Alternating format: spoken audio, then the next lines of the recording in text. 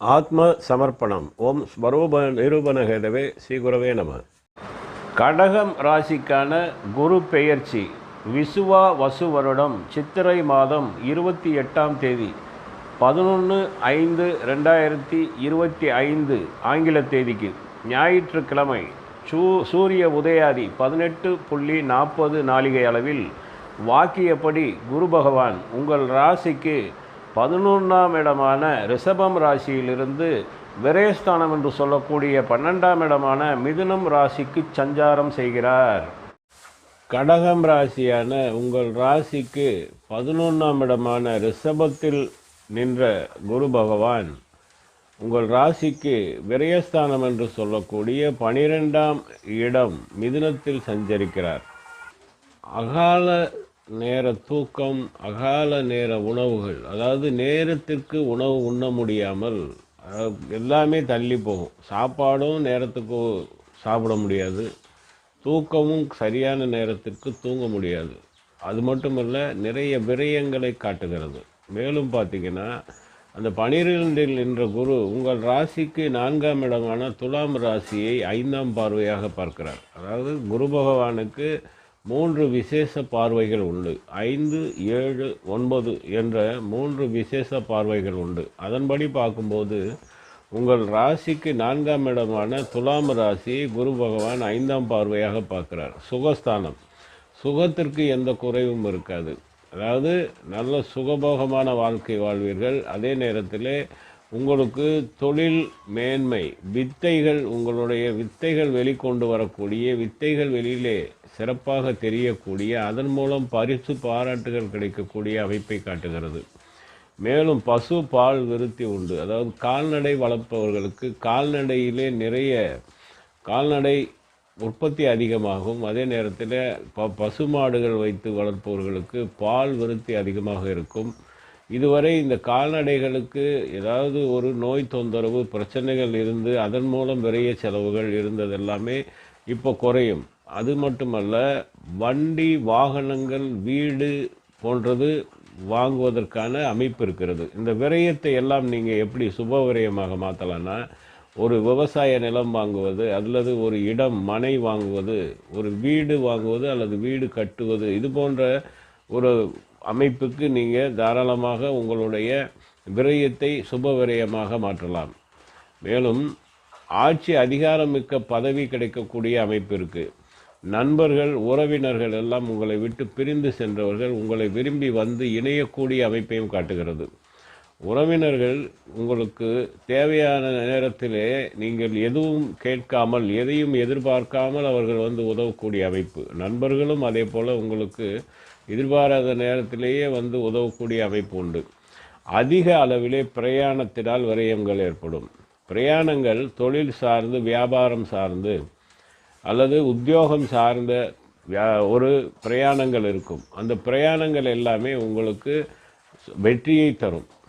இந்த 4ஆம் பாவகம் என்பது உங்களுக்கு அதிக அளவிலே வந்து ஒரு சுகத்தை தரக்கூடிய அமைப்பு உண்டானது.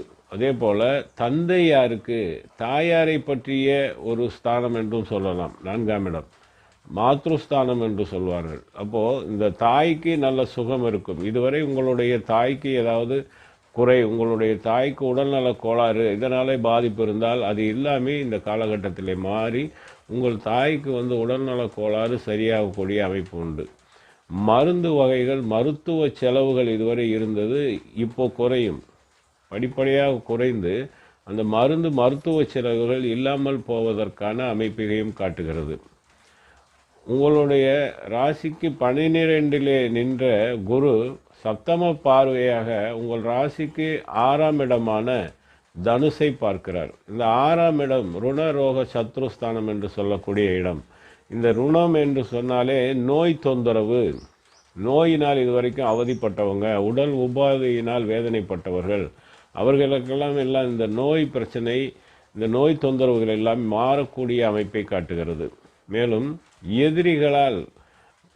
எதிரிகளால் பிரச்சனை, அதாவது கண்ணுக்கு தெரியாத எதிரிகளால் பாதிப்புகள், பிரச்சனைகள், அவர்களால் நிறைய பண இழப்பு, அதாவது மனக்கவலை, மனம் நொந்து போகிற அமைப்பு, இது மாதிரியான அமைப்புகளாக நடந்திருக்கும். அதாவது கண்ணுக்கு தெரிந்த தெரியாத எதிரிகள்னு இரு வகையாக பிரிக்கலாம்.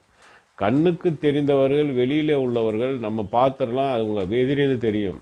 கண்ணுக்கு தெரியாதுன்னா உங்களுடன் உறவாடி உங்களை கெடுப்பவர்கள், அதாவது அவங்க உங்களுடைய நண்பர்களாக இருக்கலாம் அல்லது உறவினர்களாக இருக்கலாம், யாராக வேண்டாலும் இருக்கலாம். ஆனால் அவங்களாலே உங்களுக்கு இது மாதிரியான நிறைய விரயங்கள், அதாவது பண விரயம், எதையாவது ஏமாந்து போகிறது, அது மாதிரியான அனுபவங்கள் எல்லாமே இந்த ஒரு வருடத்திற்கு, இந்த குரு பயிற்சிக்கு அப்புறம் இருக்காது.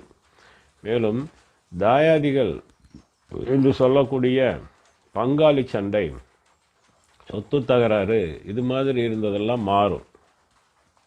அது மட்டுமல்லாமல் கடன் தொல்லை, கடன் பிரச்சனை, கடனாளி என்று பெயர் எடுத்தவர்கள் இப்போ அந்த கடன்களை அடைக்கக்கூடிய அமைப்பை காட்டுகிறது. இந்த கடன்களை அடைப்பது, அந்த கடனை மொத்தமாக அடைத்து வெளியேறக்கூடிய அமைப்பு, இது எல்லாமே நடக்கும்.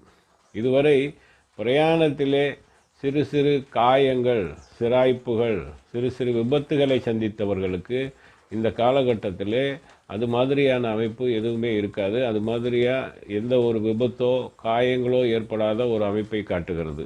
மேலும் இந்த தாய்மாமனால் வர வேண்டிய ஏதாவது வரவு நின்றிருந்தால் கண்டிப்பாக கிடைக்கும்.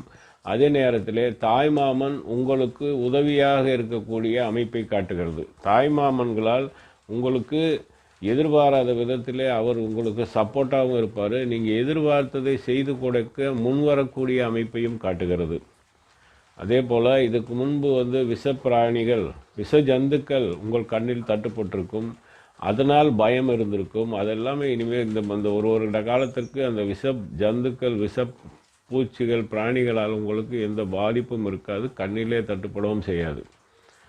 இது மட்டுமல்லாமல் உங்களுக்கு அட்டமஸ்தானம் என்று சொல்லக்கூடிய, உங்கள் ராசிக்கு அட்டமஸ்தானம் என்று சொல்லக்கூடிய கும்பத்தில் அட்டம சனி இருந்தது. குரு பகவான் 9ஆம் பார்வையாக உங்களுடைய அட்டமஸ்தானத்தை பார்ப்பதனால் இந்த அட்டம சனியினால் இருந்து வந்த பாதிப்பு எல்லாமே சுத்தமாக நின்றும், ஆயுள் பலப்படும். மேலும் பிரயாணங்களில் சிறு சிறு காயங்கள், அது நம்ம ஏற்கனவே பார்த்தோம். அதே போல் வம்பு வழக்கு பிரச்சனைகள், கோர்ட்டிலே கேஸ் இருக்குது, கேஸ் நடந்துட்டுருக்கு, அது எதிரிக்கு சாதகமாக முடியக்கூடிய மாதிரியான ஒரு பயம் இருந்தது, அது மாதிரியான சூழ்நிலை உருவாகி இருந்தது என்று நினைப்பவர்களுக்கெல்லாம் இப்போது அது எல்லாமே மாறி அந்த கோர்ட்டு பிரச்சனைகள், அந்த வழக்கு எல்லாமே உங்களுக்கு சாதகமாக முடியக்கூடிய அமைப்பை காட்டுகிறது. மனைவியுடன் பிரச்சனை, மனைவியுடன் தகராறு, குடும்பத்தை விட்டு பிரிந்திருப்பது, இது மாதிரியான ஒரு அமைப்பில் இருந்தவர்களுக்கு இந்த காலகட்டத்தில் உங்களுக்கு அவர்களுடன் இணையக்கூடிய ஒரு நல்ல அமைப்பையும் காட்டுகிறது.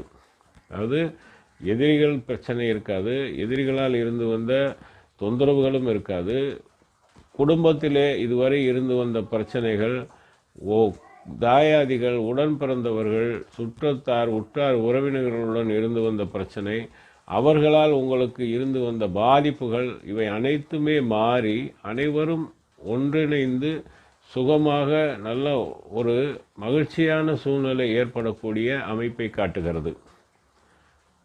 இப்போது 12ஆம் இடத்துல நின்ற குரு பகவான் உங்களுக்கு வெளிநாட்டு தொடர்பு, வெளிநாட்டு வேலை, அதற்கு முயற்சி செய்பவர்களுக்கு, வெளிநாட்டிலே ஒரு வியாபாரம் செய்பவர்களுக்கு, இவர்கள் அனைவருக்குமே ஒரு என்ன சொல்கிறதுனா முன்னேற்றமான பலன்கள் இல்லாமல் விரயத்தை காட்டுகிறது.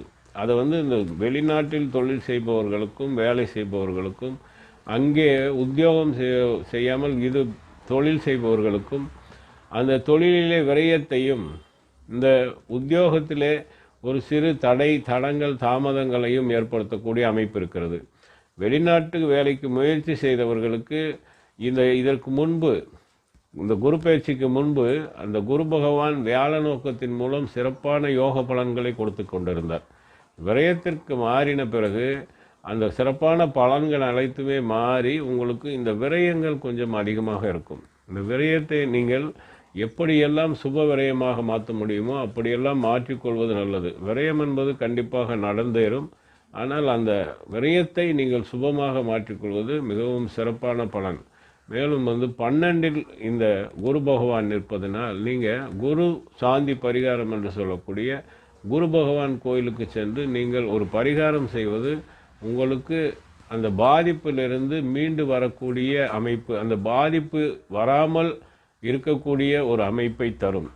இதற்கு முன்பு வந்த பதிவு, அடுத்து வரக்கூடிய பதிவுகளை நீங்கள் பார்க்கணுன்னு விரும்புனீங்கன்னா சப்ஸ்கிரைப் பண்ணுங்கள், லைக் பண்ணுங்கள். நன்றி.